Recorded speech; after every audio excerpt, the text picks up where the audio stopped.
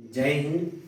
आज कुछ महत्वपूर्ण प्रश्न देखते हैं रसायन विज्ञान के, जिसमें से पहला प्रश्न है, एक तत्व X में इलेक्ट्रॉनों की संख्या 15 है और न्यूट्रॉनों की संख्या 16 है। अब इसमें कहा जा रहा है कि ये कौन से तत्व का सही प्रदर्शन है, यानी कि जो लिखा गया है ये कौन सा सही स्वरूप है। तो सबसे पहले इसमें से हमको भार निकालना पड़ेगा। तो भार कैसे निकालते हैं किसी भी तत्व का, तो यहाँ भार को प्रदर्शित किया जाता है ए से, और एक मिनट, तो भार किसी भी तत्व का द्रव्यमान या भार निकालने के लिए उसका फार्मूला होता है ए बराबर, ए को भार को ए से प्रदर्शित करते हैं। ये होता है न्यूट्रॉन प्लस प्रोटॉन, यानी नाभिक में जो मूल कण होते हैं न्यूट्रॉन और प्रोटॉन दोनों को जब जोड़ते हैं तो उसके भार के बराबर हो जाता है। अब इसमें से आप देख रहे होंगे कि इलेक्ट्रॉनों की संख्या, यानी इलेक्ट्रॉन यहाँ से आपको पता है 15 दिया है, और फिर न्यूट्रॉन दिया है, यहाँ से न्यूट्रॉन दिया है 16, अब प्रोटॉन तो दिया ही नहीं है, तो कैसे निकालेंगे इसका भार। तो होता है कि जितना होता है इलेक्ट्रॉन उतना ही प्रोटॉन होता है और उतना ही परमाणु संख्या होती है। इस तरीके से जितना यहाँ पे इलेक्ट्रॉन है 15, उतना ही होगा प्रोटॉन, यानी 15 प्रोटॉन भी होगा, यानी कि 15 यहाँ से न्यूट्रॉन दिया था आपको 16 और प्रोटॉन 15 हो जाएगा, क्योंकि इलेक्ट्रॉन 15 है। तो इस तरीके से जो भार हो जाएगा तत्व का 31 हो जाएगा। अब भार हमेशा तत्व के ऊपर होता है, कोई भी भार हमेशा हम ऊपर लेकर ही चलते हैं, तो इसमें तत्व का भार ऊपर हो जाएगा। तो इसमें देखिए पूरे ऑप्शन, चारों ऑप्शन में 31 ऊपर कहाँ है, तो यानी 31 यहाँ है, यहाँ तो है, यहाँ भी है, यहाँ नहीं है, यहाँ नहीं है। तो इसका मतलब ये दो ऑप्शन तो होगा ही नहीं, ये दो ऑप्शन नहीं होगा, क्योंकि भार ऊपर 31 होना चाहिए, 31 है नहीं। अब इसमें से 2 है, अब नीचे देखेंगे क्योंकि 2 है तो दोनों में से कोई एक होगा ऑप्शन। तो अब यहाँ से देखें ध्यान से, तो नीचे है 15 और यहाँ पे 16, ये दोनों दिखाता है कि उसका परमाणु क्रमांक क्या है। तो परमाणु क्रमांक जितना होता है उतना ही प्रोटॉन और उतना ही इलेक्ट्रॉन होता है। इसका मतलब इलेक्ट्रॉन अगर 15 है तो उसका परमाणु क्रमांक भी 15 होगा। तो यानी कि ये 15 तो है नहीं, ये भी ऑप्शन गया, तो ऑप्शन नंबर कौन सा सही हो गया, ये।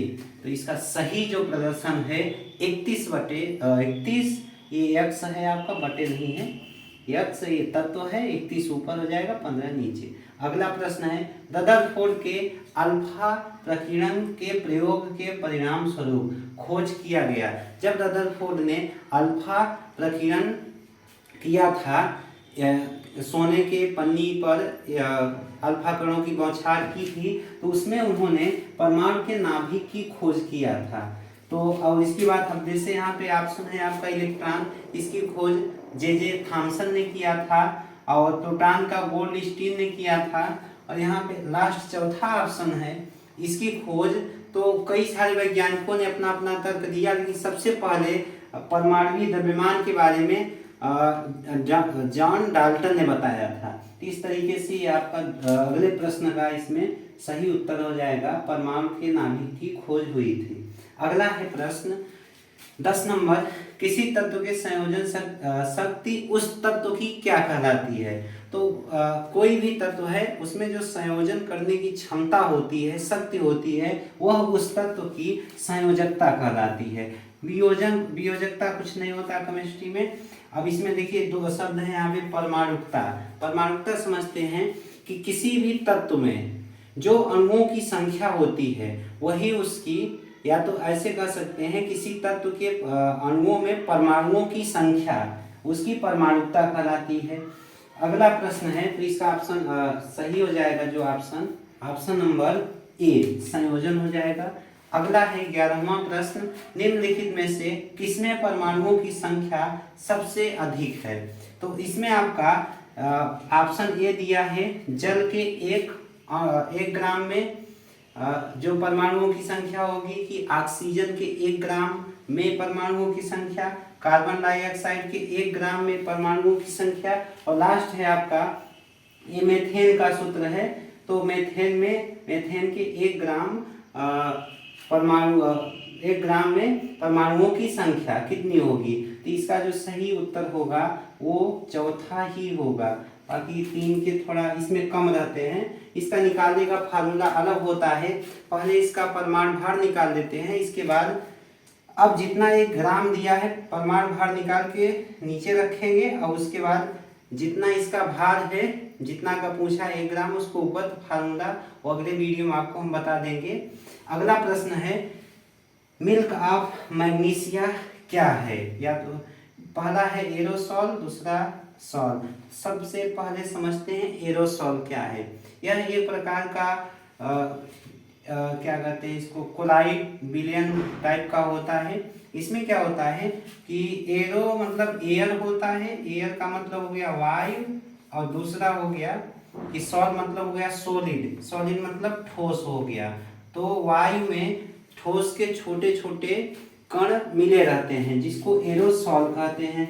अगला हो गया सॉल। सॉल में क्या होता है, लिक्विड होता है और सॉलिड होता है, यानी कि इसमें हम कह सकते हैं ठोस होता है और ठोस के बाद इसमें द्रव होता है। यानी कि जब द्रव में ठोस के अणु घुले होते हैं तो उस द्रव को या उस अवस्था को सॉल कहते हैं। तो जो मिल्क ऑफ मैग्नीशिया है वह एक प्रकार का सॉल है।